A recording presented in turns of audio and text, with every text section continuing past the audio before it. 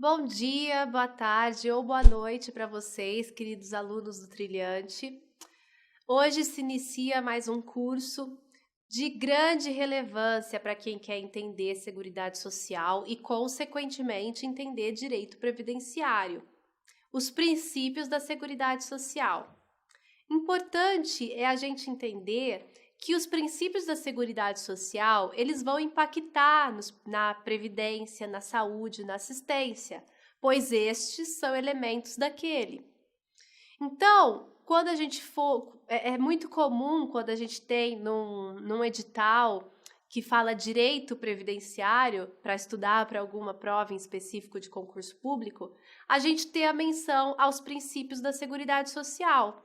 E isso não é uma incoerência, porque os princípios da Seguridade Social, eles impactam diretamente na Previdência e no estudo do direito previdenciário. Então, por isso, é interessante a gente ter uma atenção redobrada aos princípios da Seguridade Social, porque quem vai estudar saúde vai precisar deles, assistência também e previdência também. Então, vamos lá. Onde estão os princípios da Seguridade Social? A maioria deles está no artigo 194, que fala, no seu parágrafo único, que compete ao poder público, nos termos da lei, organizar a Seguridade Social com base nos seguintes objetivos.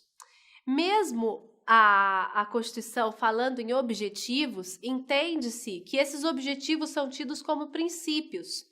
Por quê? A Seguridade Social, ela objetiva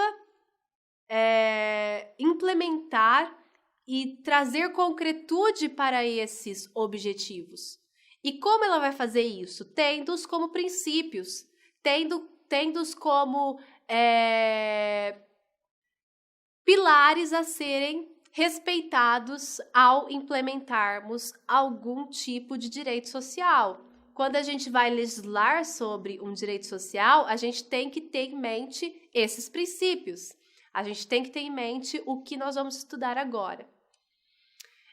Como esses princípios estão trazidos no texto da Constituição, eles são tidos como princípios explícitos, ou seja, estão escritos na Constituição. É só você ler e você vai conseguir entender o que são esses princípios, tá?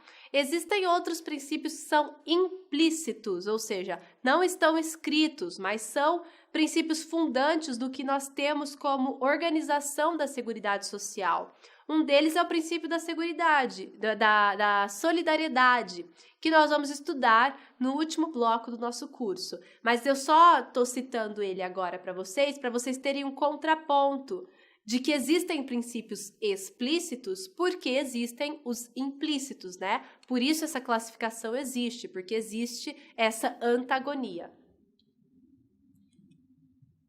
Então vamos lá. O primeiro princípio é o princípio da universalidade da cobertura e do atendimento. O atendimento ele tem que ser universal, ou seja, atender a todos. A cobertura também. A cobertura ela tem que ser o mais ampla possível. Esse princípio ele se aplica muito à saúde, né? O maior exemplo desse princípio, da efetivação desse princípio é a saúde. Porque a saúde, como nós já vimos anteriormente, ela é não contributiva e ela é universal, ela é assegurada a todos. Interessante entender que ela até é assegurada ao estrangeiro. O estrangeiro ele nem precisa morar no Brasil para ser beneficiário do direito à saúde. Então, a saúde ele é o direito mais universal possível. Na assistência, a gente já tem uma mitigação, né? Porque a universalidade ela é garantida àqueles a quem dela necessitar, né? Então há uma possibilidade de classificação, de distinção. E a previdência ela ainda é mais mitigada, porque ela é contributiva à previdência. Então você só vai gozar de um benefício da previdência se você contribuir. Então, a universalidade na assistência e na previdência, ela se dá quando a gente consegue observar a Seguridade Social como um todo, porque a previdência e a assistência, elas vão tutelar indivíduos em situações distintas. E a assistência, ela vai acabar, em regra geral, tutelando os indivíduos que a Previdência não conseguir tutelar, né? Aquele indivíduo que não conseguiu contribuir para a Previdência e tiver em necessidade, a assistência vai tentar ajudar esse indivíduo. Mas fato é que existe essa mitigação da universalidade. Outro princípio é a uniformidade e equivalência dos benefícios e serviços das populações urbanas e rurais.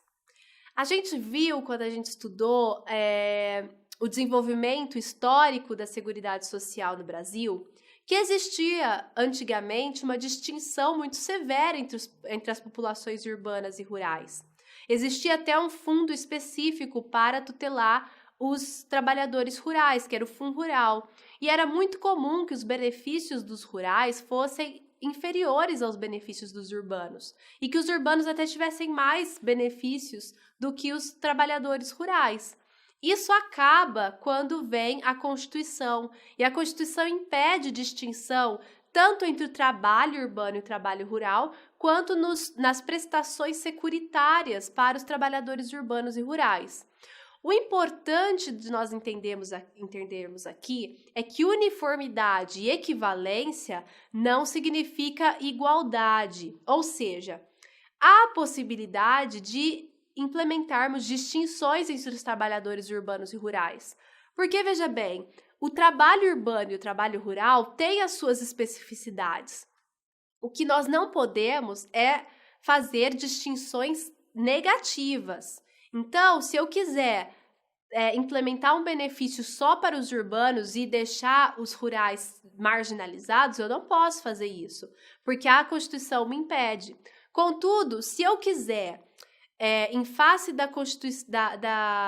do trabalho rural, ser mais impactante ao físico do indivíduo, trazer uma aposentadoria com regras específicas para beneficiá-lo, eu posso. E isso até existe na Constituição.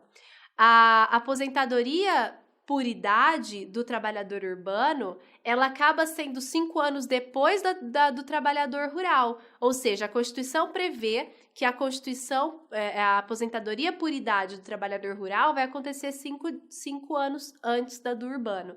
E isso acontece porque é uma discriminação positiva em face do impacto mais severo que ocorre na estrutura física do trabalhador rural, em face do trabalho sol a sol, de ter que acordar cedo, de ter que ir em ambientes sem estrutura, sem sanitários, sem água potável, muitas vezes, exercer o seu labor. Pois bem, terminamos o nosso primeiro bloco sobre princípios da Seguridade Social, mas já volta para a gente continuar estudando esse tema tão relevante.